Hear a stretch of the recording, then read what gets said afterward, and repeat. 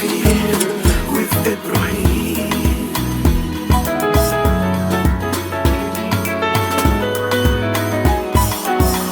Welcome to Coffee with Ebraheem. This podcast is about real people, real struggles, and the strength it takes to bloom after life's hardest moments. So grab your coffee and let us begin.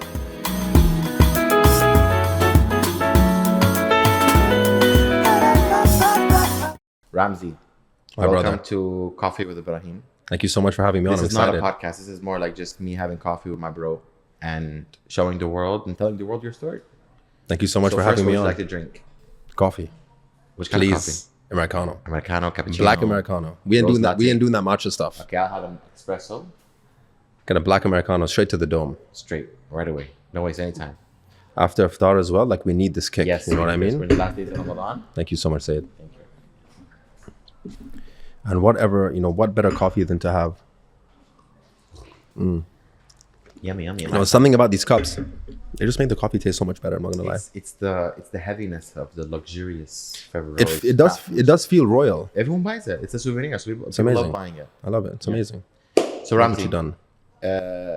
you in social media, I realized you really recently just started, right? So normally like podcasters, they usually ask these basic questions like, who are you outside of social media? I'm not going to ask all the basic questions, but there's some questions that we need that in order for people to understand who's Ramzi, who are you behind the cameras? Who are you at home? Do you take care of your parents? Are you a breadwinner for the family? I want to know these very important things so people understand who are you besides what they see on social media. Thank you again for having me on. I really appreciate it.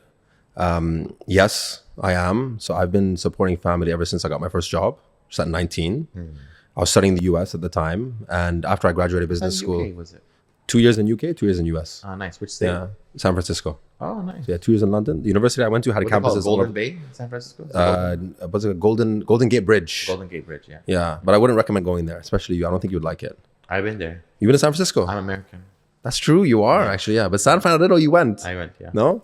I lived there for 2 years. So it was short. It was short. Not my favorite city, but nonetheless, it was a great experience.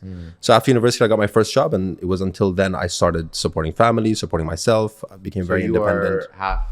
I'm half Persian, half Iranian, half Palestinian, which is kind of very interesting mix. kind of complex with what's going on And with they the both, world like, right now. they support each other They somehow. actually do. I feel like, yeah. I Usually mean, you see the Iranian flag with the Palestinian flag. I don't know all if over I don't know protests. if you want to get too political on the show, but yeah, I mean, in a way, Iran has been one of the only countries indirectly supporting what's happening in Palestine. So But it's so funny the other day, like when all this stuff happened in our region, and I told you like you're Persian, you're like, let's leave this, let's leave this out for now. No, you said it's sensitive. it is. You can't lie, It right? is, Like, it and is. I think going onto social media, I don't want to share. I think at this stage, I'm not really. I might share like family and more personal stuff, day to day, what I do, kind of like outside of the niche, which is food at this current stage. Maybe later, but I also don't want to really get too political. I think at this But stage. how is it growing up in a mixed household? I know I'm also mixed as well. So like, how was it growing up with like, was it, were they fighting over having korma sabzi for dinner or having mensa? Whatever mama made, we would eat. So most of the time it was Persian, which is also why I speak a lot more Farsi than I do Arabic. Oh, really? Yeah. Okay, I So didn't know mom primarily raised us, of course. Dad, of course, as well. But my father had a Western that. But influence you feel very more early Palestinian on. or you feel more Persian? Be honest. I feel genuinely like I'm a good mix. But Yeah. in my core root, I feel more. So someone asked I feel me- more Palestinian. I feel more Someone asked Palestinian. me, I feel more American because I was raised in America. So I think American. It's not that I don't like my origin. It's not like I'm not proud of where I came from. It's just I was raised in America. I when my parents got divorced, I went with my mom. So I feel more American. And people always ask me that question. And I usually say I feel a bit more American. No, I'm proud of both sides for sure. I'm proud of both sides. Do I feel one more than the other? I think it depends on the situation. Yeah. To be honest, like Yeah, that's you one choose, of pick and choose. you know what I mean. Like that's some like one of the biggest blessings that we have. We can use like you can wear a different hat anytime you want. Like that's one of the coolest things about being mixed. So when did you come back to Dubai? I came back to Dubai 2019, so right before COVID. Right before COVID. Yeah. What were you working as? So I was working as a business development representative for a company called Uber Eats, which was nice. food arm of Uber. Yeah, I don't know if you remember. I used to have it before Talabat. Yeah. Yeah, no, Talabat I think was in the market at the time still, but Yeah, but they I had were. Uber Eats because I had Uber, but then I Yeah. went to Talabat when Uber Eats closed. Yeah, so Uber was trying to do what Careem does now, so become like a super app. Yeah. So they had the rides function of their business, and they also had the food delivery part So of their Kareem business. copied Uber. No, Uber, well, in a way, right? Like that was Because- part of their strategy. yeah. So Uber acquired Careem, one of the biggest deals So in Uber was the already region. in California, and the owner of Uber saw it in California and made something similar to Kareem here. Is that true? No, I think Uber started way before Careem. Careem, if anything, Careem- copied their model. Yeah, the copy. Correct. Yeah, correct. Yeah. You know, vast majority of things in this world are copycats. They're copied, by the but way. they make it better sometimes, and True. they come to markets before others, and it's fine. That's They how- localized it. yeah. Yeah, that's how big All business even is done. fashion brands like Dior, Chanel, all these big brands, when they do fashion week, they all inspire from each other. True. So if True. one designer decides to go with, let's say, pastel colors, everyone's gonna do pastel colors. True. Yeah, I was reading this book. It's called How to Own Your Mind. And the author Napoleon Hill talks about two different types of imagination. One of them is called creative imagination, and the other one is called synthetic imagination. And he was talking about how the vast majority of big business, great ideas are synthetic imagination, meaning it's just a copy of something that already works. Makes sense. Which I'm sure you get a lot of when it comes to social media. People always ask me like, why do you do why do you do these trends, or like, why are you copying other people? It's Yeah. like, dude, it already worked. It works, right? Especially when it comes to social media. If you want to build your page, at least this is what I'm learning. Yeah. You got to kind of do things that have already been proven in that niche or in that kind of sect. Same thing with Netflix and with the show business. Netflix usually buys shows that have already been proven. So when you see, like, Exactly, let's say, for yeah. example, now Dubai Bling is a format. They're doing Daisy Bling. Yeah, that's a format because their format was already proven that these are the drama of the lives of successful people. And then you have, for example, The Apprentice. You have Shark Tank. These are all formats. So formats are usually easier to be sold than new ideas. But Dubai Bling was a form of creative imagination because it never had nothing like Dubai Bling had ever existed in the region before. Yeah, but if I'm not mistaken, it was a sister of the idea of the US called Bling Empire. Oh, okay. Oh, all right. Okay, Yeah, I think I Bling remember Empire that. was about rich Asians. Oh, yeah, and yeah, then we true. just did it as Arabs. True. So then you have Bling Empire. Then you have Crazy Rich Asians. No, Crazy. So that's a movie. But there's another show called Young, Rich, and African, or Young, Rich, and African, something like that. I haven't watched any of them except for Dubai Bling, by the way. Thank you. So, and that's where I first also kind I of saw you. appreciate it. You are an absolute killer on the show. Habibi, thank and I you think a so lot of much. people would agree with me. It's not easy carrying the show, creating drama to make you. Your shoulders must be, mashallah, but you've been going to the gym every day. So I feel like you've been building your I can build take to more, I can take exactly, more. yeah. I think, mashallah, we could run like 10 more seasons, inshallah. Inshallah. Seriously. So That's when I first had seen you, by the way, for real. maybe in the next season. Why not? A lot of, by the way, would you believe that a lot of people ask me like, "Are you in the next season?" We see you hanging around with because I Ebraheem think all when the we're time. hanging around, that's when we're filming. True. So, quick question: when I met you, you had on your social media, you had like I think 1,000 something followers, Yeah, I think less than 2,000. and then after our content, you got 4,000 something. Yeah, so more close, than double. close to 5,000 now. Still early days, guys. Don't judge. How does that feel when you start to see like the engagement increase? It feels validating for sure. Yeah. It feels validating for sure. I mean, it shows that something's working. It shows that people want to see more of you, which is always really good. I mean, back to your question of who am I? I never really sought and needed that kind of validation from anyone else. I was always confident in my ability to perform, to do what I do. But yeah, in general, it feels good, right? Like people want to see this kind of content, which is very good. I remember when you came to us, I saw when I met you, I saw something in you that reminded me of me when I was younger. You were ambitious, very easy to work with. You're on time. I mean, even today you came on time for the podcast. Everything you do with such passion and care, and I think Thank you. that's a very important trait to have to be successful in life, is to give appreciation, to have passion, to work hard. And that's when I was like, you know what? He gave me his time, I'm going to give him my time, And you had some ideas for social media content, and I was like, no, let's do it this way and that way, And It ended up working out very well, by the way. Seriously. No, it ended up working out very well. Yeah. I had come with like a list of ideas. I'm like, Ebraheem, we need to do 1, 2, and 3. You're like, yep, No, scratch that. No. We ain't doing any I'm of not this. doing none of that. It was nice because a lot of them, the only thing was a lot of them were based on, like you said, was on formats that were done before. But sometimes I like to create like my own, but I created my own a very different way, in a very nostalgic things that I've seen 10 years ago that happened in a whole different way. Then I kind of take that as a base, and then we built it. Then we created that one video that got 5.2 million views. That was the funniest. Ultra viral. Bro, I could never, like, I laughed so hard that my head hurted. I remember that. So the whole filming of that day, by the way, was like... The problem is we couldn't get past the first part, which is the first moan kind of sound. Yeah. So no, this is the idea. So people who haven't watched the video, the video was like... I'm sure they've seen it. That we got a hot skillet. Yeah. And you touched it and you burnt your hand, but you said it like in a very girly way. And then everyone heard, then I goes and tell you, no, to redo it. This was the concept. But the funniest part is that you could not do a girly moan, right? I had to do it for you. So he made a moan, but I made the sound. Then we put my sound on him. Then it worked. What was it like? Sometimes, look, I can perform. You did, and I was like, Yeah. And the guys next to us, behind us, they kept hearing you saying, and I'm saying, and they're like, what the hell is happening here? I bet you they saw the video afterwards. Bro, they got up and left. For they're sure. Like, there's something seriously wrong with these guys. I kept telling them, like, bro, this is your store. Like, these are your customers. And you're like, you know what? It's all good. Like, we did it. Bro, it got 5.2 million. There was a higher purpose. Yeah. And it ended up working out. But the comments, oh my God. The comments were so hilarious.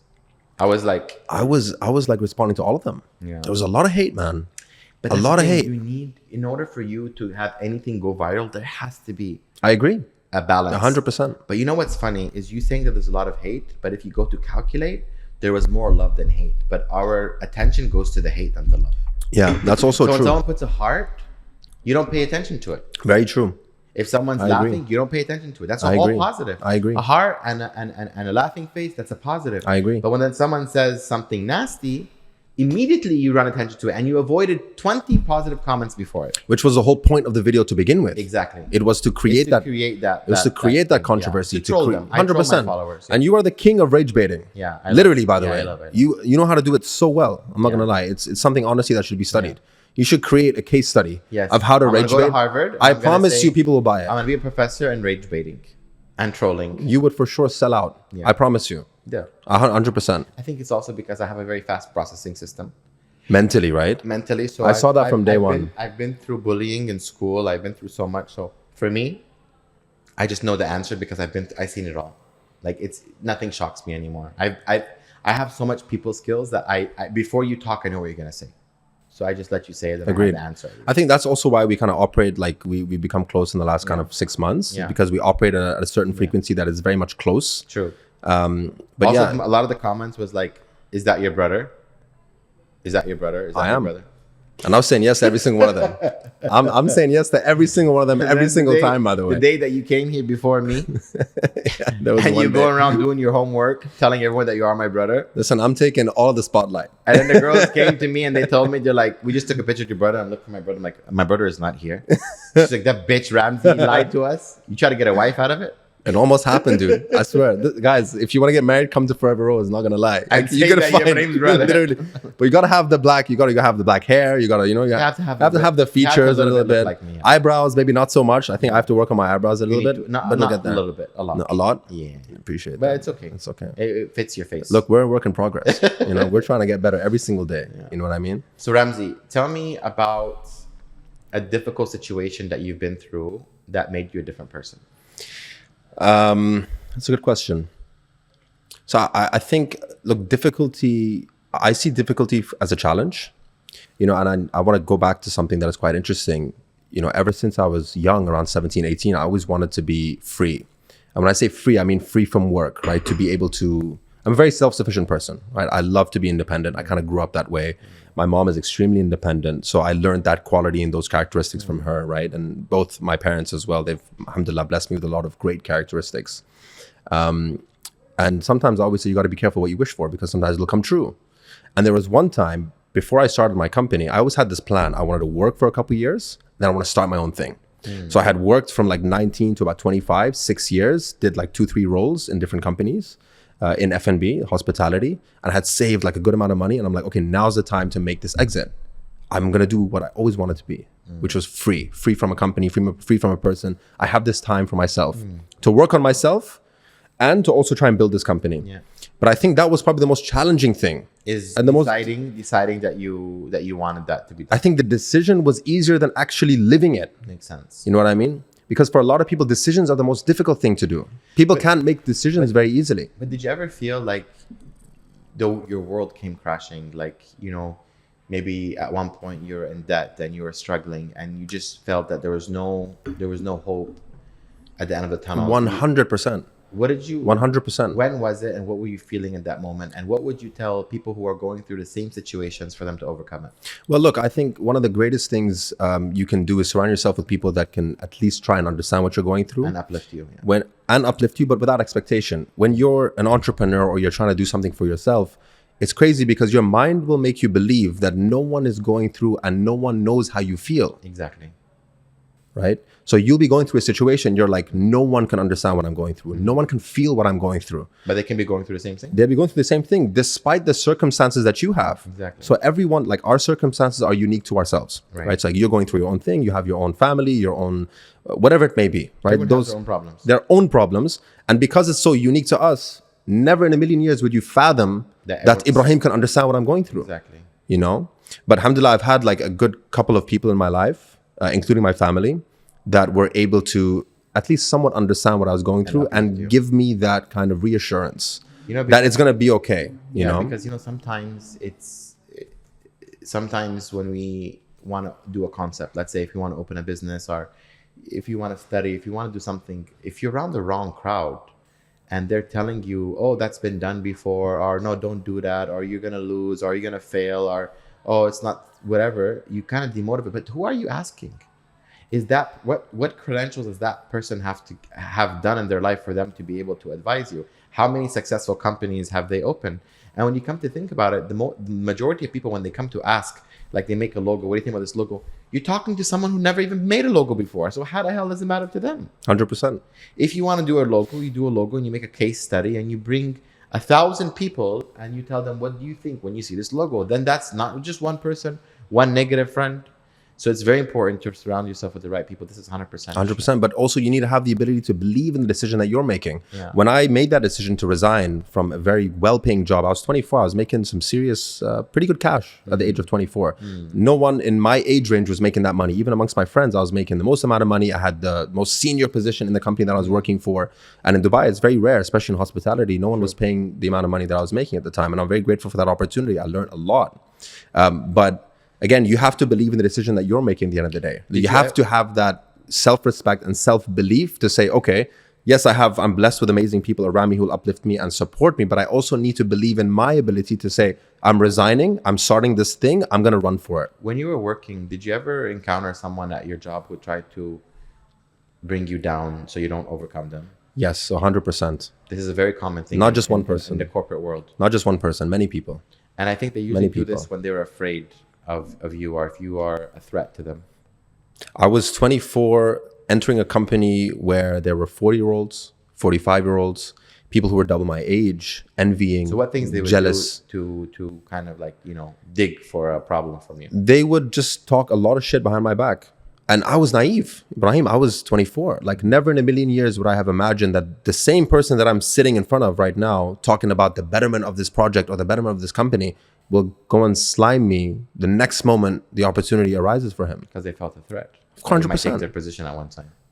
Position, or even just I was making more money than them. Yeah. Like, who's this kid coming in from Dubai? All of a sudden, he thinks he's, important and he's got these skills, sure, but it's not justified. I've been working in this company. At least this is the mindset. I can't say for a fact that this was the case, but, I had proof. I had recordings. People would share recordings that they made in rooms where the people I was working with directly in a project was like behind my back, talking a lot of hate, a lot of shit, creating rumors, just super jealous and super envious. And I'm not gonna lie, it hurt. It hurt. Don't you think that made you a better person by you saying, you know what, I don't want to be a part of this and I want to do my own thing? It made me be a lot more cautious about how I deal with people. Because I was naive. I'm 24. When you're that young, you want to be liked by everybody. You want to be cool with everyone. You want to have good history. You want to build a good rapport, a good relationship with people. So you don't really take it like, oh, like this person could be someone that could screw me over or talk smack behind my back. So it made me a lot more cautious. I'm not going to lie. And even to this day, doing business over the last 4 years, with some like group of people, and I'm sure you've seen it in your many years of business, mashallah, when you see a certain character or a certain vibe, You're like, yeah, I've seen this before. Yeah, and you just avoid I it. know how to move accordingly. Yeah. So you move accordingly, 100%. respectfully, but accordingly. Yeah. You know what I respect mean? to walk away. 100%. Yeah. 100%. Walk away or not even do business, right? Like even with starting your own company, the whole, like the purpose of your, of starting your organization is to generate revenue, to bring turnover, change your lifestyle, to cover costs, to expand, to 100%. scale. I would turn down business because of the character or the person that I'm in front of. Like I can't do business with this person. Even if they're paying me, I genuinely would prefer not to do business with them. You know? I want to go back in time and I want to understand who was Ramzi as a child. That's a good question. You know what? I think my awareness really kicked in at the age of 15, 16. I really started to identify more of my stronger suits, my characteristics during that age. What do you identify as? Well, I identify. I never got this he, she, he, Lee, we. I hope you're not trying to get that out of me either. You know what I mean? No, I think at a a lot of people say that they kind of had a feeling of who they wanted to be at a young age, like 7, 8, 9, 10. I think I was a lot more conscious throughout the ages of 14, 15, 16. I grew up in Dubai. So 20 years. Were you in an all-boys school? I was in an all-boys school. I was in Shoifat for like the first part of my middle school. Then I got kicked out. Why? I was just a naughty kid. It's troublesome. Like, what would you do? I was making a ruckus. Were like naughty or like you like nasty? There's a difference. A little bit of both, I think. But the nastiness kicked in when I was a little bit older, I'm not gonna lie. More naughty, you know, just making a ruckus, just making trouble. Like for no reason. I can see that. Yeah? Is that what you see in me about yourself in a way? When we went to London, you're the only one that caused trouble for me there. For you, did I actually cause trouble for you? There was just one incident. Listen, that incident was necessary. You're the only one. It was super necessary for all It the wasn't. Islam didn't do it. why would it was you? Why would they? And the funniest thing is, everyone came to tell on you. This is like, listen, I'm not his father. Yeah, They're like, first it was Nia, and Nia was like, you know, Ramzi did, and I was like, what do you do? And then I was like, and then she told me like, I don't give a shit. was that your reaction when you heard it? I don't give a shit. I'm like, then do what you got to do. But you, I think out of everybody should like understand where I was coming from. You know what I mean? It's just like, you know, I don't. If I didn't see it happen, like I don't want to get involved. And plus, you're a grown man, so I think you had it. You know, you took care of the I handled situation. it. I handled But it. if it was someone that was, let's say, bigger than you or like more that you needed my backup, Habibi, I'll say Ramzi, sit this one down, Habibi. Let me handle it. 100%. So much. No, I know you. But got it was my a weak person, so I didn't want to like. I said, you know, you handle your thing. Plus, that person didn't tell me themselves, so therefore I don't have to get involved. But everyone else who told me, they weren't involved. So if there was a person who was involved told me, I'll say, you know what? It's an adult decision to get you both together and just like squash the beef, you know? But they didn't tell me, so I was like, okay, if they didn't tell me, then for me it's not necessary, or it wasn't that big of a deal. It wasn't that big of a deal at all to begin with. But you're a troublemaker. I listen. Don't test me. Not troublemaker. Don't You push just- me. you Don't test me. Yeah, you don't take shit. I'll fight back. Yeah, For I'm real. the same. I'm the same. Yeah. I can't say anything against that because I'm the same. Yeah. I don't take shit from anyone. And it was your thing. We were there for you. Yeah. So I didn't obviously want to make it as big as it seemed. I had hoped that you hadn't heard about it, but it was Everyone told me. it was critical But the that way you they're knew. telling me as if I'm the Did you father. feel proud? Huh? Did you feel proud? Like, yeah, he's got his back. Like you got it. I'm just like, Whatever. I'm like, let them kill each I other. was ready for round 2, by the way. I'm like, let them kill each other. It's okay. It's fine. It's not a big deal. No, I appreciate that. And again, we were there for you to support you. So I didn't want it to be And something then you know bigger than it something, was. you really can judge someone based on traveling. True. Yeah. And what I based from you is that you're really fun. You are caring, but you also order too much. I order too much food. Remember? It's in my Your nature. appetite is bigger. Your eyes' appetite is true, bigger than your stomach's true. appetite. I mean, I've been in the industry for such a long time as well, like in F&B for the last 10 years. And that's what one thing that really annoys me is I know. wasting food. It bothers me. But you don't eat that much either, though. Yeah, but like that's why, you barely eat as well. That's why, because I hate seeing food being wasted. I know. It literally, it kills me because I know. You can waste anything else. I don't care. But when it comes to food, I just think about how many people would need that food or how many people that could feed when we're just taking a bite of an entire plate and just leaving it there. There's something that bothers me. It annoys me. It does not make me feel good. And that's why I don't like to over order. If we order something, we order it and then we finish, then we can order more. But you don't have to eat until you can't eat anymore. You just have to eat until you're full. I know. And my mom raised me on that. Like every single grain, I remember when she would cook her amazing food. For us at home, she'd be like, every single grain you got to eat. And if I couldn't finish it, she would then finish it. Especially if we were invited, like if we had a host, then like the host invited us, and that I also, not only that I don't want to waste, but I also don't want to be a burden on them. Yeah, no, I get what you mean. Over order, like, because you know, like a lot of influencers, when they go to restaurants, they order a lot because they're not paying for it, and that bothers me because you're over there flocking something that you didn't pay for, right? And you're showing off, and then all that food's gonna go to the waste. Yeah, I know you have to make your pictures, but you don't have to do all of them. You can do like 2, not 10. True. There's a balance, you know? Yeah, true. So that's something that annoys me. It was the first meal we had together as a group. Keep in mind, we were like 20 people, by the way. Like, we were a big That group. table was 11. No, we were more than that. Come on. And Fate and Mason was 11. Not Fate and Mason. And that's when I didn't order in Fate and Mason, first of all. Fate and Mason, I didn't order. Oh, I ordered what I ordered. No, you're talking about... The first day in Birmingham? In the Lebanese restaurant. Yes. But we were like a group Tabbouleh of like was 15. I forgot the name. Tabbouleh, I think. Tabbouleh, something like that. Tabbouleh. Yeah. It's good that you remember, mashallah. Yeah. Great memory. I remember people who were good to me. You remember what, sorry? I remember people who were good to me. The owner was very nice to us. He was very generous. He was very generous. But no one was taking initiative. So I was like, look, I got to take control. I'm going to order. I got to take control of the situation. I got to at least put something on the table. Make sure it's smooth. You know what I mean? So tell me about your love life. You're 29. Yeah. So what's happened in these... Nothing. I'm in love with my craft. Yeah. Why did you make a face right now like you feel bad for me? There's nothing going on. I know. I remember a name you told me. Yeah, we ain't bringing that. We ain't bringing that up. we ain't doing that. Even Musa knows the name. Musa Habibi. Musa Musa He's Habibi. still saying it until today. Good. Let him say it. And she definitely was. So what happened to that? Yeah, I mean, look, Is it like a user and abuser, or what was it? Maybe. I honestly haven't processed it in full. You know, in that moment when I told you about it, I was I was hurting a bit. I'm not gonna lie. You miss her? No. So she's to come right now and ask you for like, hey, what's up? Yeah, no, she tried to come back. They always do, by the way. Oh. Every single time. Then without fail. Then. But I feel like as a man, it's important. Once you close the door, it's closed. You don't even look back. Yeah, to have some dignity. Yeah, 100%. And it took me a while to learn that. So as is there well. someone that you met that you really felt sorry that you're no longer with? I don't think sorry, but I think I learned a lot. Like, you meet people and Do you miss any of the people that you were with before? I don't miss any of the people I was with. Zero. So you never had a real love? Maybe I didn't. I don't know. For sure at the time. What do you see in a woman? I think that has changed over the last couple of years. Do you want her to be like, you know, hijabi? Do you want her to be like... No, necessarily, like, sure, conservative to some extent. I wouldn't necessarily have a requirement as far as like hijabi or non-hijabi. Tall, skinny, fat. Yeah, you know, I think you know I think you and I have the same kind of preferences, by the way. So anything That's you a say... problem. Why? For business. For business? Because you see one that we like, it's like, who takes it? Listen, I'll never fight you over that, by the way. Sure? Yeah, I take it. No Promise? problem. Take it 100%. You gotta have an abundant mindset. You gotta have an abundant mindset. We'll see about that. No, I'm serious. So if I see your eyes wandering to anything that I want, I'll take them out of your head. No problem. That's the only time I'll allow it, by the way. Wallah, I'm telling you. But I think as well in life, you gotta have an abundant mindset. Right? So even if you see someone that looks amazing in that moment and you want them or you want to like be with them or whatever, Yeah. You got to follow your brain. whatever, let them go. Even if they go, let them go. You No want problem. children? Do I what? You want children? 100%. How many? 4 minimum. What kind of father you'll be?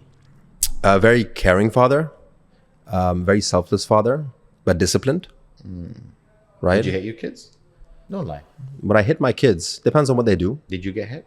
I got hit, of course. Where? Just my butt. What else? My butt, my back, my head, everywhere. Who hit you the most, your dad or your mom? I barely got hit as a child, I'm not gonna lie. But there were some Well, instances. who hit you more? Your dad or your mom? There were instances where I had to be taught a lesson. I mean, your mom's a person. She's obviously going to hit you. She would never hit. By the way, my mom like never hit me. Really? Rarely. She would only hit me. You know where? At the bottom of my foot. The bottom of your foot? At the bottom of my foot, where it hurts the Shaitan least. is. That's what a devil is. Trying to get it away. Shaitan enters from there. Trying to get it away. Trying to get it And away. your dad? Seriously. Everywhere. Listen, I was horrible at math when I was a kid. You know, so like Oh my top God, me top too. of the I hate head. math.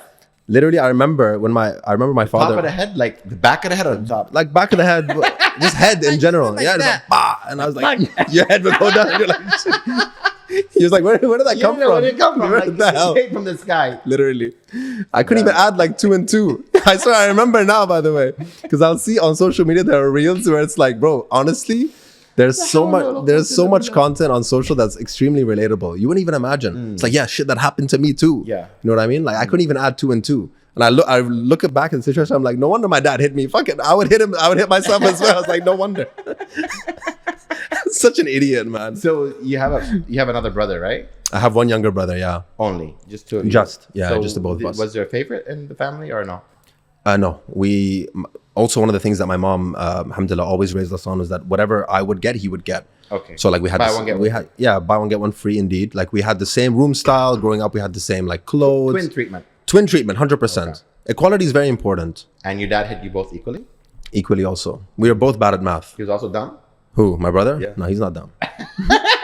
I feel like he was following suit. You know what I mean? Like he would. You led him into. I let him into the trap. You know what I mean? Like he thought he could do better than me. He's like, "What's 2 + 2?" He's like, "Shit, I don't know either." You know what I mean? He's like, "Pop." Oh my god! What is 2 + 2? I think it's 6. It's 11 now, isn't it? 11. Oh, Allah. Yeah. Okay, what does the future hold for Ramzi? What do you plan to do? What's the next? I plan. I know that you had some shows in mind. I want to take over the space as far as F&B is concerned. I feel like, and I see a lot of complacency in the way that content. Final food boss. Final food boss. Okay. Yeah. So I've created this persona, this character. So the final food boss is someone that eats the best, dresses the best, drives the best, right? Like this is the concept that I have in mind, right? For the food space. Like and a stat guy. Maybe in a way, yeah. Like he's he's that guy. You know what I mean? Actually, you know, as a content creator, I have so much appreciation for him. He's such. I love how original he is. He created his own niche and he went with it. Just like Sean, he killed it. From you know, my parents are divorced. He's also a very true, authentic content creator. There's a few content creators out there that don't have the amount of followers that they deserve, but they are creating content that is original. And they're not copying. They're not on these trends and this bullshit. They're just doing their own thing. And I love that. Yeah, no, I think it's very important. Like, which is also why I wanted to do something that's quite different in this space in F&B. Yeah. I feel like there's a lot of, the barrier of entry for food influencers is extremely low. Yeah. If you or anyone decided to get into the space and become an influencer, tomorrow they'll get into food. There's no barrier of entry. You know, you know what I mean? We should, if I had more time, we would have created something in Ramadan where Ebraheem and Ramzi eat to Dubai. And we go every day and have iftar in a different place. That's a new show. In the car. That's a new next show. Next Ramadan. Done. Anytime. So we'll do it in the car where we eat different restaurants all over Dubai, breaking fast together. Because I think I'm done. Yeah, that's a great idea. But you know what we'll do is we'll play it before iftar. So when people are about to break their fast, they're watching it right before they break their fast. So I'm like hungry to eat. Anything. Look, but we're so instead of releasing the first day, like release the second day, but the first day is content. Yeah, that makes sense to me. But just authentic, not edited, just raw. Because now content, I think raw content is doing so much better.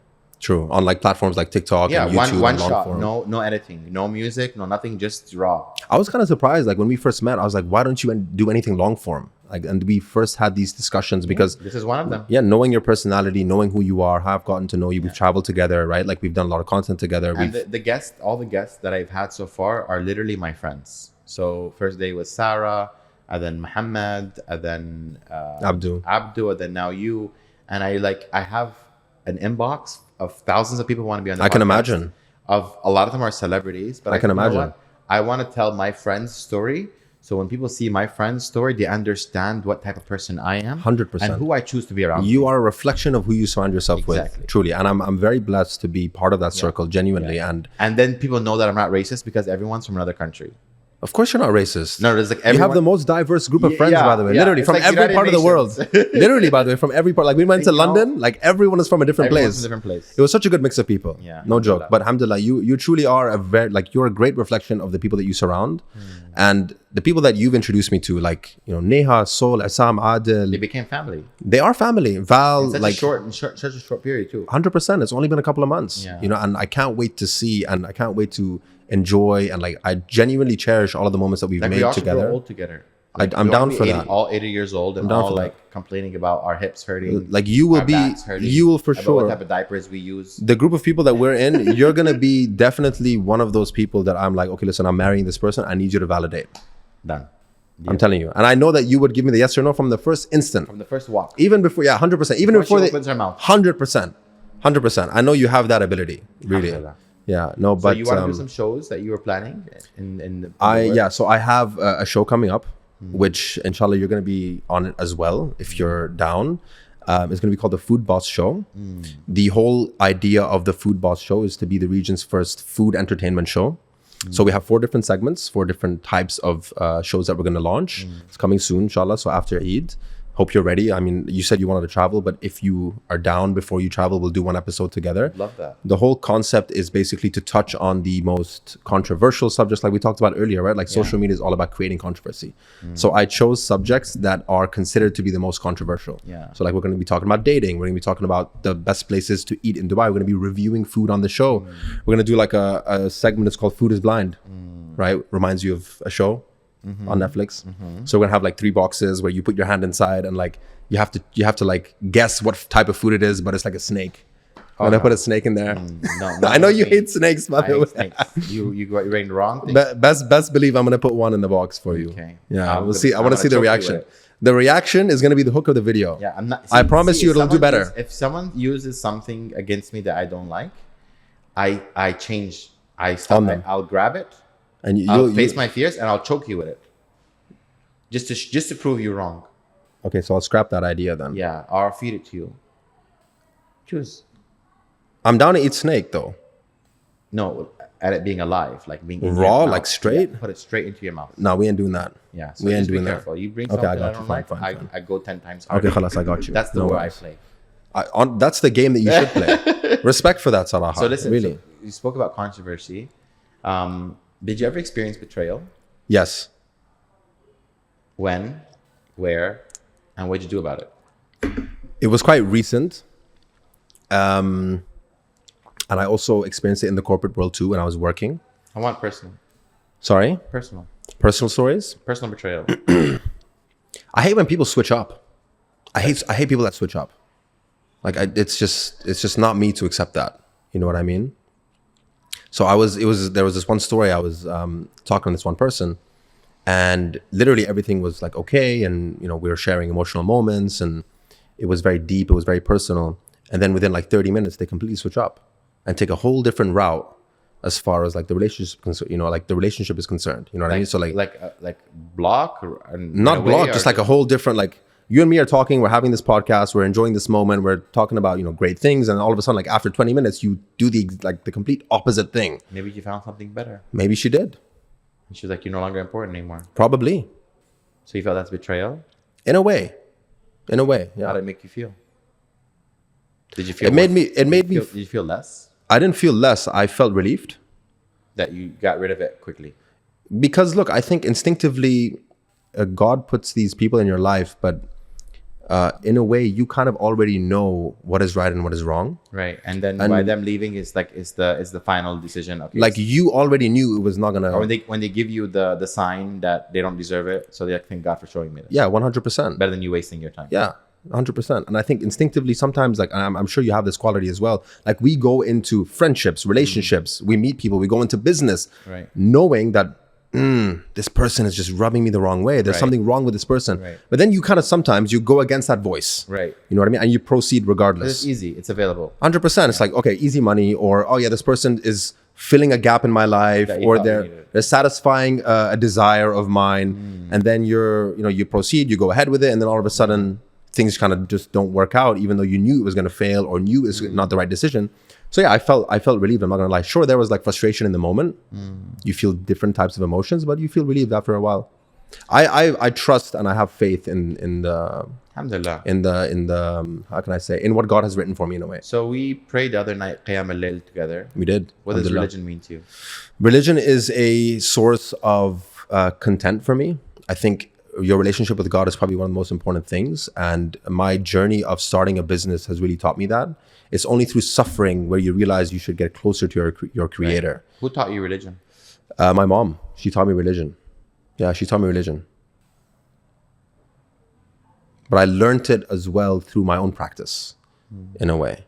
You know, so I think there was nothing in this world that I felt had given me the most amount of peace than putting my head down on the ground. That was genuinely, even now to this day, nothing gives me that amount of genuine internal peace. No short-lived moment, no fancy car, no material object, no type of experience will give you that level of internal peace. Right. At least for me, I've never experienced that. So for me, that was one of the most important things. And I always strive to be better and be better in my religion and be better in my relationship with God. I think regardless of religion, what religion you are, your relationship with your creator is probably one of the most important things you must maintain and must grow within. There are three aspects that I believe I try to improve myself in. It's mental, spiritual, and in a way personal, right? And I've always been a fan of personal development, which is also why I decided to start my business to begin with. I saw it as a journey of personal development as opposed to, okay, I'm going to start this business. I've always been addicted to that. You know, I've always tried to preach that at a young age as well. Be positive, you know, be a good person. So people who don't have a religion, let's say atheists, what would you say to them? That's their journey. That's their journey. To be honest, if you had an atheist friend, would you try to convince them about religion, or would you just leave it alone? Yeah, probably. I mean, I'd try to understand where they're coming from. You know, why is it that you believe this way? I think a lot of people are, they have preconceived beliefs. It may not be, like, it's probably not, 9 times out of 10, it's probably not their genuine belief, but it's because something that, you know, so there's this type, there's two types. There's nature and there's nurture. Maybe it's in a person's nature to not believe or be curious enough to try and understand what religion is to begin with. And maybe it's nurture.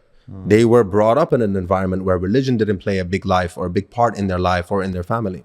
So I think it's not my role to try and steer someone in a certain direction they don't want to be steered into, but I try to be a positive influence. I was not really very active in a religion, but alhamdulillah, I have good people around me who I saw, right, like how their lives change and who they are as people.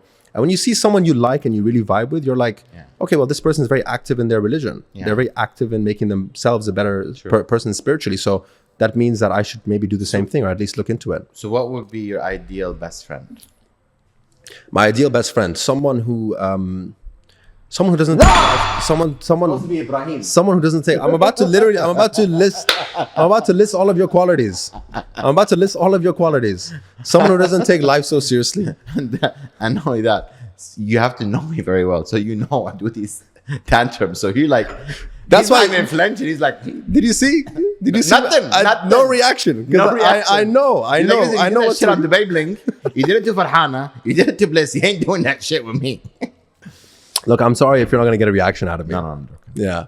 But I know who you are, right? Like someone who doesn't take themselves so seriously, someone who's fun, someone who's very humble. They have a lot of humility. And not They're very someone giving. that like basically takes every word by it is. Like if I say something, they sit there and calculate every letter. It's not that serious. It really isn't. And that's honestly some of the qualities that I really respect. And like anytime someone asks me, because, you know, we became friends only 4 or 5 months ago, right? So I have a lot of people like asking me, how is Ebraheem in person? Is he really like what he is on the show? Like, is he that person? Always a troublemaker? At least this is what they think when they see the show. And literally my answer is the same. One of the most humble people genuinely I've met. And I'm so blessed to have you as a friend and call you a brother. I'm not going to lie. There's not a single time where we're out in public or we're just hanging around chilling. And when someone asks you for a photo or just for your time, I've never seen you say no, even once. And when we're living in a city in Dubai where, like, honestly, bro, there's a lot of people who are so entitled. No, I think just because like they have so much ego. And because I appreciate where I came from.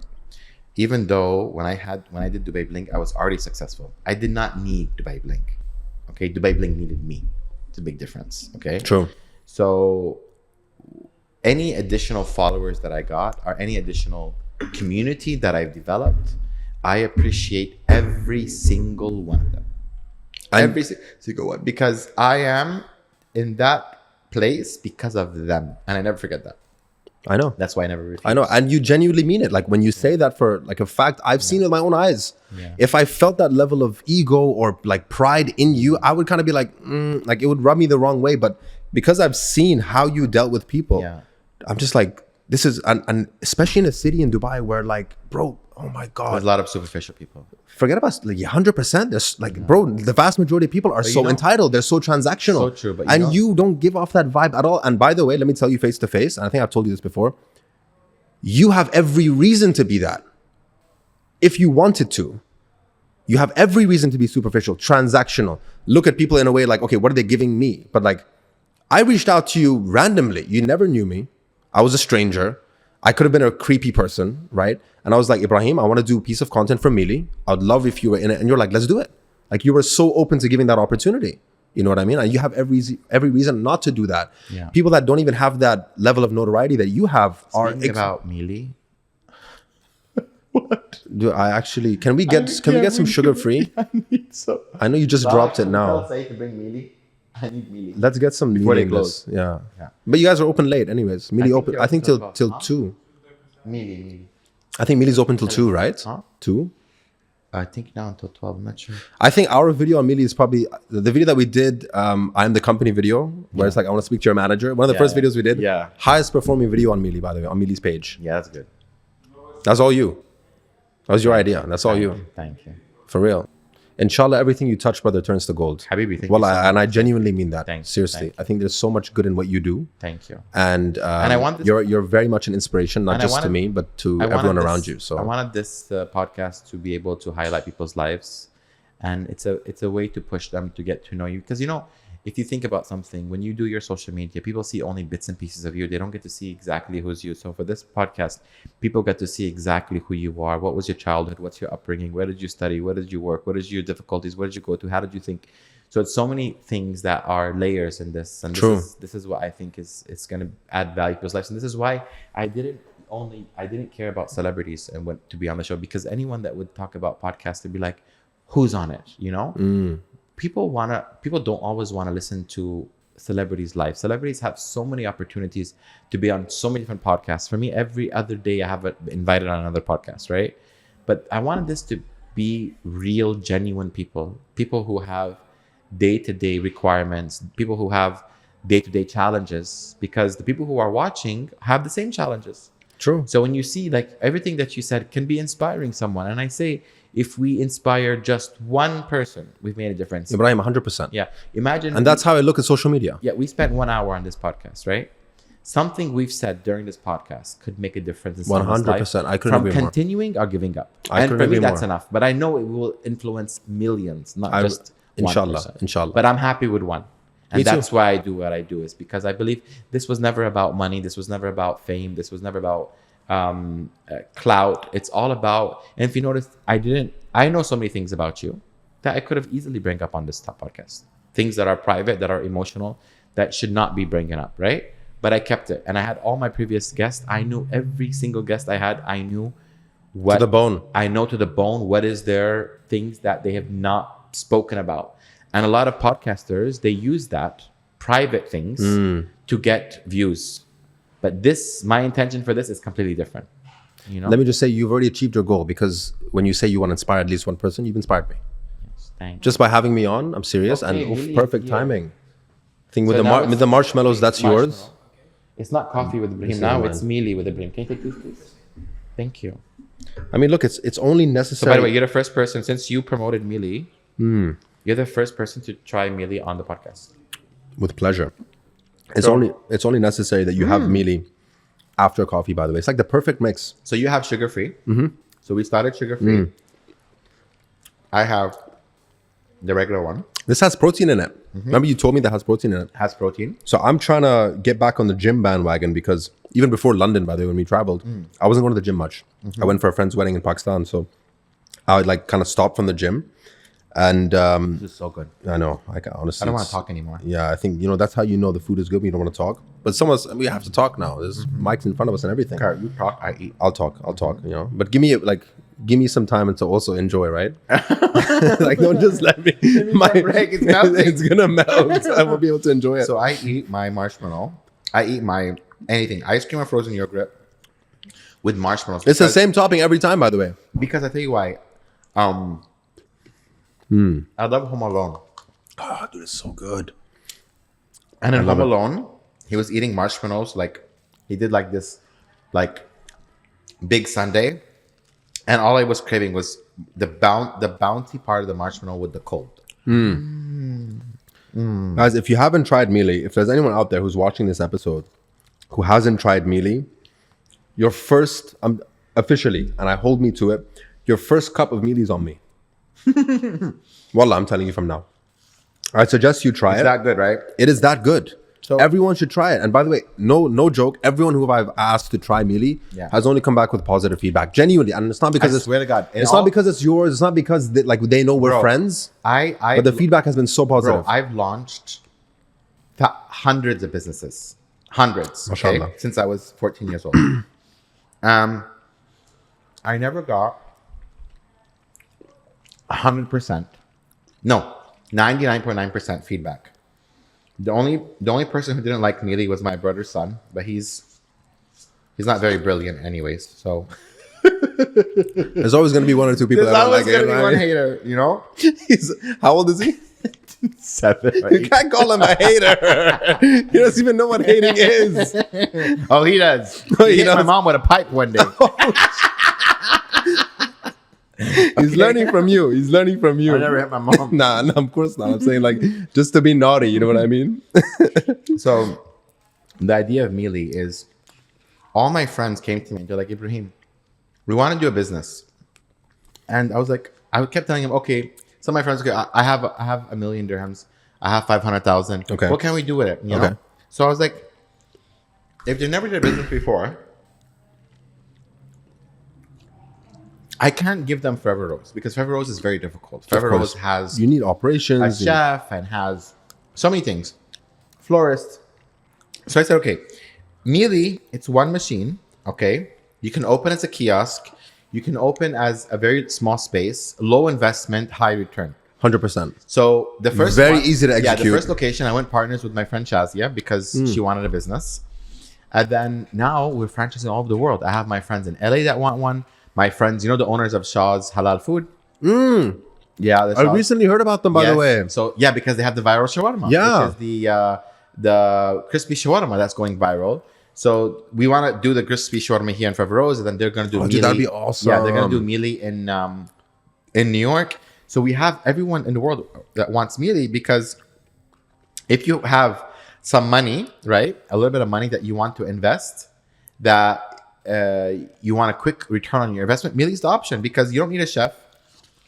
It's super easy to execute. But can I just say one thing? Who does that? Who does that? No one. By the way, the greatest thing, I think if there's one thing I've learned for sure, it's like even in business, no one is going to come to you and give you business.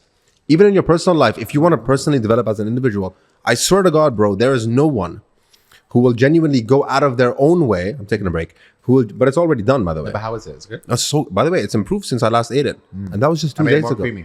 Yeah, that was just 2 days ago. No, the improvement is amazing. I always like to improve. No, it's That's why I'm called the blooming man because you always blooming. always improving, Work in progress. not welting man, blooming man. You're a bloomer, bro. So in life and in business, no one's gonna go out of their way to be like, yo, you should improve in this area of your life. You should be better. Like if I told you, Ebraheem, listen, I'm struggling with this issue, you wouldn't go out of your way to be like, Ramzi, you told me you're struggling with this issue. I'm going to pick you up from your t-shirt and say, you have to do this or you have to do that. If I want to be better at the gym, you're not going to go out of your way to Yeah. make my life better. I tell you why. But the because fact that you do that, I'm very empathetic, and I know. if I'm winning and my friends are not winning, then I'm not living. That's Does that strong. make sense? The So sec- there's no happiness in living a good life unless your friends are living it with you, or your family. 100%. So for me, So my ultimate goal is for everyone that I love around me to be more successful than me. Because when we're all successful, we're not negative. True. We're not we live to encourage each other. And your success is my success because we are friends. So if you're a loser and I'm hanging around you, then I'm a loser also. 100%. So I have to uplift you. Either you uplift me or I uplift you. 100%. One of my big role models is Mona Katan. Mona Katan and Huda Katan. You always mention that, And by the way. Alia Katan. Yeah, because they're three amazing sisters that created something that the entire world, as woman empowerment, as Middle Eastern women, as Muslim women, have created something that gives inspiration to any woman that can create anything. So for me, being around them, like when I went with Mona to her launches of her perfume in Europe, I saw how hardworking and how passionate she is. And I said, you know what? I can also work harder. I can also be better. And I see how she is with her team, and I also can improve.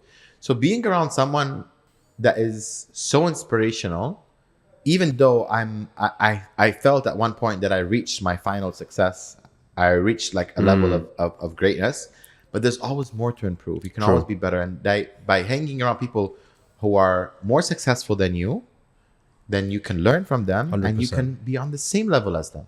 Makes sense. And I wouldn't 100%. And I wouldn't have met you if I hadn't started my journey of social media. You know, this what you said reminds me of a quote, and the quote goes, "The secret to living is giving." 100%. This is in Islam. Agreed. And Yeah. this is a fact of life. Yeah. It's not necessarily about giving money. You can give in many other ways. You can give by inspiring someone, by motivating someone, by giving them time. Smiling. Right? By The smiling. Prophet used This to is smile. sunnah. Yeah. Right? So the secret to living is giving. And when I say living, I mean genuinely living. Having that internal peace it's like you have that contentment inside your heart and soul. Your soul is being 100%. fed. And that food cannot come from anything else. No material object, no fancy car. I've driven the best cars. 100%. It's thrill, it's a nice moment. But after that, you're like, it's gone now. but you Like know I don't feel filled up inside. Allah has created humans to be greedy. It's in our nature. That's why, but I tell you, that's why we have zakat al-mal. So you pay zakat al-mal after 1 year of you having that in your bank account. You don't pay before. You have it in your bank account for 1 year, then you pay. And then look at about something. When you go to eat food, the moment you eat food or you eat a hot meal, you're thinking about you want to eat that. You're not thinking about the less fortunate person outside who does not have food. True. But when you fill your stomach, what do you want to do? You want to give the food away. But did you think about giving the food before you ate? No. True. Okay? That's also true. Think about a car. You have your car for 5 years, then you buy a new car. When you have the new car, you're willing to give the old one to your younger brother or to anyone. You don't care because you have the new one. Your iPhone. You have a new iPhone 17. You don't think about giving your new 17 to someone else. True. You think about giving your iPhone 17 when you get the next one because you no longer need it. So that's why you have to take care of yourself first Yes. in order for you to take care of others. And I think I genuinely believe this, and it's amazing how we talked about this when we had first met. One of the greatest things I could ever ask for, and I always continually ask this, is God put me in a position to be able to give to others. Give me, but to be able to give to others, 100%. right? Whatever it may be, the less fortunate, the people that I love, my friends. It may be looked as something that's a little bit selfish, Yeah. but with the intention of being selfless. 100%. And I think there's a lot of pure intention in that mindset and that approach, and it goes back to believing in oneself.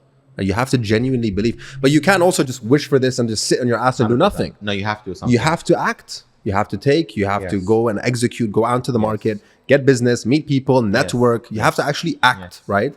I think there's a lot of misconception about people wishing and not acting. Yeah, I think there's a thing in Arabic where if you have a camel, tie your camel, then go. Means that don't just leave your camel for it to think it's going to be protected. Tie it. You did your part, and that's it.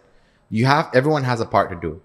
But since we're in the last days of Ramadan now, and we prayed Qiyam al-Layl together, and the both of us stayed a little bit longer during sujood on the last rak'ah.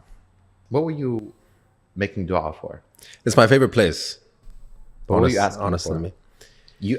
I asked you, then you asked me. I think this is. Don't lie. I'm not gonna lie. I want to know what kind of duas you give. But it's very personal. I like personal. There's one thing that I always ask for, and What's the first thing you say? And what's the last thing you say? Well, there's this one dua that I made up, and it's to infinitely multiply the good deeds of my loved ones. I ask God to infinitely multiply the good deeds of the people that I love. That's a trick dua. Which is in a way, but this is exactly where I come from, right? Like this is the intention that I have when I make this ask. It's because every time I pray for them, it's not necessarily that I'm praying for them in the present moment, but also for the future as well. That any good deed you do, or my family does, or the friends that I care about do, it's multiplied infinitely. It doesn't stop. Yeah. Right? 100%. So that's one of the things I always ask for. And again, going back to what I said else? earlier, putting me in a position to be able to provide for the people that I care about genuinely. Okay. People in need, people who need it, my friends, my family. Ask That's me the same question. so when you're in sujood, what do you ask for? Honestly speaking, I never said in publicly what I asked for because it's something to me and God, but maybe it can help people to make this dua. There's always been the same dua all the time. But recently, there's one additional part, and I'll tell you the original one, what I've added to it. It always starts off with may Allah allow me to continue to pray to you, because praying to Allah is a blessing. That's beautiful. Allah needs our prayer. Allah does not need our prayer. We need to pray to Allah. Allah does not need our prayer, but we have to pray to Allah. So I ask Allah to allow me to continue to pray to you. That's first of all. Okay. Second of all, and for Allah to forgive me for any haram I have done.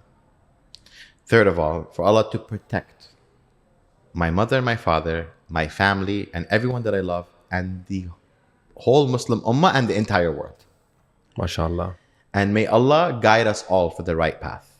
Me and the others. May Allah protect my family and everyone that I love from any minor or major disease. May Allah give me a blessing so that way I help others. Okay?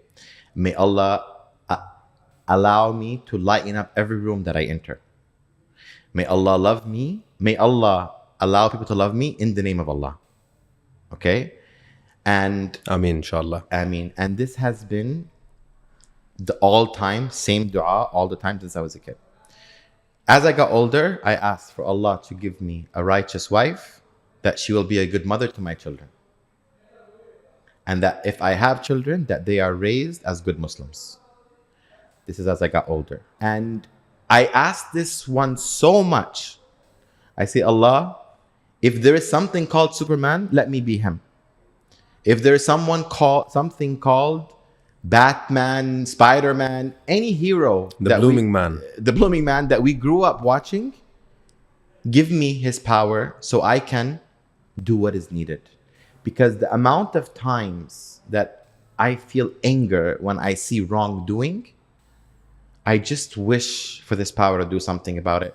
And I think I asked Allah for this so many times that in so many of my dreams, it happened. Allah subhanahu wa ta'ala, in a way, gave me the satisfaction that I was looking for in order for me to continue. Because so many times, I almost gave up. Because I said, why should I continue if this wrongdoing can be allowed? If I built my entire life, I worked so hard, I did nobody wrong, I did everything right, I prayed, I supported my mom, my dad, I was a good person, I smiled, I took a picture with everyone, I gave everyone what they wanted, but yet one person will wake up today and say, you know what? I want to destroy Ebraheem. And they have the power to do that without any consequences. What world are we living in? Even though my faith is in Allah and I know that Allah will never give us something we can't handle, but sometimes it's hard. But all the times in my dreams, Allah gives me what I asked for, and I have the satisfaction of that, for me to continue my day. Wow.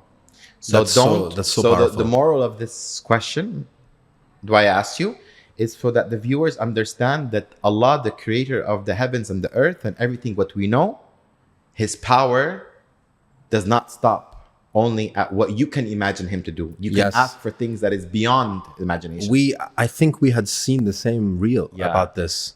Our view of our creator, of Allah, is limited to what we think. What we think. So we can ask for more. But in reality, it's not. I mean, God is so much more than what we think. Yes. Right? So I think it's more about... So it is possible I can be Superman. 100%. Yeah. 100% it can be. If I wake up one day and I'm Superman, you know what I'm doing first? I'm coming to you. I'm flying over to you. Brother, pull me. Listen. We're going together. I'm like, listen, I'm Superman. Who do you want me to fuck up with now? Who's the first person who did you Brother, wrong? you know which name's coming out of my mouth. Yes. You know which name. Without regret. Without regret. I just, every time I think about it, I live it, I imagine it, and I imagine me confronting that person and just asking them as soon as I see them, why? You would ask them? I would ask them why. You would ask them? You would care enough to ask? I want to know why. Because knowing why might give me a little bit of comfort. Because if they tell me I'm dirty and I'm the devil himself, then I can know how to handle him better. Those questions have already been asked. Like those answers have already been provided to us. Yeah, but I think everyone deserves to have that, because now with social media, well, even to that extent, respectfully, Salah, I think everyone deserves to say why, even though we've seen everything else. But everyone has the right to say their part of the side of the story, because what we see on TV can always be fabricated. But in particular situation, it's a different. But I think everyone deserves a testimony. So there's two questions I want to ask you, if you don't mind. No problem. Have you ever made dua and asked for something that you regretted asking for later? Never. Never. Because my mom taught me never to make bad dua against someone. All my dua is genuinely things that I really want and I really need. What's the other question? So the next question is, when it comes to your, mashallah, many years in business, and I'm asking you as someone who respects you and wants to learn from you as well, what would you say are the top 3 things you've learned in business and 3 things that keep you, let's say, disciplined when it comes to conducting business? So 3 things. What have you learned, the top 3 things you've learned in business? And then part 2 is, when you conduct business, what are the 3 things ethically that you always keep in your mind to continue your business? First, in order, in any business that I do, I like to identify a gap in the market. I like to fill the gap. So if I see that a certain country or a certain city or a certain road is missing a certain service, I like to fill it. Because I don't want to enter to something and to a domain to compete with someone directly. Okay? Number 2, I enter with a good intention. I don't enter a business. A lot of young entrepreneurs enter business for the wrong reasons. First thing someone asked me, I asked people, why do you want to do business? He said, I want to do business so I can get a nice car and get girls. No, it's not going to work. You're going to get the car, you're going to get the girls, but that girl's going to destroy you. So that shouldn't be your intention. You should be successful. And when you're successful and when you reach a certain point, then you should find a wife. That's the right thing. Okay? The third thing is consistency. So good intention, consistency, and finding a gap in the market. Those are 3 essential things that I do. Fourth is I don't like to use other people's money, because you don't feel the hard work. You need to use your own money so you can be more cautious about it. Okay? While I'm doing business, I treat my business as a baby. So Mealy is my baby now. Even though I'm in Forever Rose, and Forever Rose is already 11 years old. MashaAllah. MashaAllah. So imagine you have an 11-year-old child. You don't need to wipe his butt. They're walking on his own. They're walking on his own. He has his own personality. He decides his future. True. But Mealy doesn't know. So I'm changing the recipes of Mealy, because Mealy is still only a couple of months old. So I'm nurturing Mealy. I'm giving it attention. I'm eating Mealy. I'm photoing with Mealy. I'm promoting Mealy. I'm thinking about Mealy. It's my new child. So giving your business attention in its early stage is extremely important. Following by consistency, following by good intention, and hard work. It's simple as that. It's as simple as that. Simple as that. I feel like a lot of people overcomplicate these lessons. Like they overcomplicate these things. And the thing is, you always see a good businessman who is someone who's not shy and someone who's not afraid of risk. Because anyone can create a concept, but getting the risk is the problem. People who are not successful, or they're not taking the risk. They don't say, okay, I'm going to do it. But I don't take risks. You know what I do? I start a business. I open a door. The first day of opening it, I says, سوف أوكل أمري لله. أتوكل أمري لله. I did my part. Everything and else I said, Allah, if you've written this for me, if it's going to be successful, it's your decision. I did everything. Now it's your part. If it's not successful, I go back and I recalculate. It could be the location. It could be the flavor. It could be the branding. It could be the time of the year. So many things. So then I try to fix it. I don't just say, okay, it didn't work, I give up. No, I try to fix it. If it still didn't work, then I'm like, you know what? It might be time to close and to start something new, because something's wrong with this format. You start a new format. Good answer? Amazing answers. That's a reel by itself, huh? Yeah, no, 100%. Agreed. This is exactly what I'm aiming for. Yeah. So, yeah, no, I couldn't agree more, right? Like in my 4 or 5 years of business, I've learned a lot, for sure. And like you said, you kind of put everything in the hands of Allah, and you put it in the hands of God once you go into it. And inshallah, with being around me and my mentorship, inshallah, in a couple of years, you'll be better than me. Look, and then I'll ask you for advice. There's, and everything is possible. And I couldn't agree more. And I genuinely feel like if there's any, like I always come from the point of I want to add value to you, to those that I care about. So best believe, the first opportunity I get to add any value to you, if anything, that is exactly what I strive for in my journey. I'm going to give you one advice as a brother. Please. In any business that you do, regardless if it's social media or if it's a business, a company, or anything that you do, never make a mess in what you get money from. So if you have a company and maybe your secretary is the most beautiful lady in the world, you need to create a respect of boundaries. Because the moment you cross the boundaries in the workplace, women will label you as a womanizer or abuser or whatever. And it suddenly destroys the beauty of the company. Why? Because that girl will go to the employees and say, oh, Ramzi, I caught him looking at me. Oh, Ramzi tried to touch me. They can create any story. So always be professional and never give a chance for anyone to say anything about you, because you are the leader, you're the hierarchy. Nobody can come and to tell you what to do if you're the boss. So always keep that different. So for me, if I'm in a collaboration with, let's say, someone's coming to the cafe, and sometimes I have to control myself. Sometimes they're the ones flirting with me, but I remain professional, because I don't want that person to go around saying, oh, I came to Favreau's cafe. They'll spin it. And Ebraheem turned our collaboration into a date. I don't want that to be said. Why? Because it looks bad in front of my employees. My employees are working for me. They don't want to see that I'm using my company for my own personal gain. So that's just one advice, because I appreciate that. it's very important. You're young, and I can see you're a possible victim of being mislabeled. Because even sometimes you might be joking, they're not taking it as a joke. They're taking it as an opportunity to ruin you. And the thing is, and nowadays, what's happening with the Epstein files, what's happening in the US, anyone's going to believe them, because it's been done so widely. Women have been sexualized so many times that if one woman says one, it's her testimony against you. Over yours. So always just keep respect. No, I appreciate keep that. boundaries, and avoid dinners, do more lunches and do coffees rather than this. Makes sense. And try your best to go to public places, and try to have a third person on the meeting, because you don't want to be known for that, because it will hurt you in the long run. Okay. No, I appreciate that. I think I definitely needed to hear that for sure. Yeah. But you touched on something that's quite important. I'd love to also ask you this question. If I was coming to you and wanted to start a new business, a new project, what would you say are the personal hurdles that you faced in starting your own company that I should know about going into something new? First of all, you need to make sure that one of the most important things about opening something new is money, is capital. So a lot of people, they don't have the capital for the business that they have. A lot. It's 99.9% of the problems, okay? Or they're taking their father's money or something. So what's very important is you need to make sure that any business that you want to do, that you're using your own capital and only 10 to 15% of what you have. Don't use 50% of your money to start. Why? Because even though you have good intentions, or you have a good, let's say, you hope for the best, you need to have back support for at least 6 months to a year. So that's one hurdle. Second hurdle is excitement.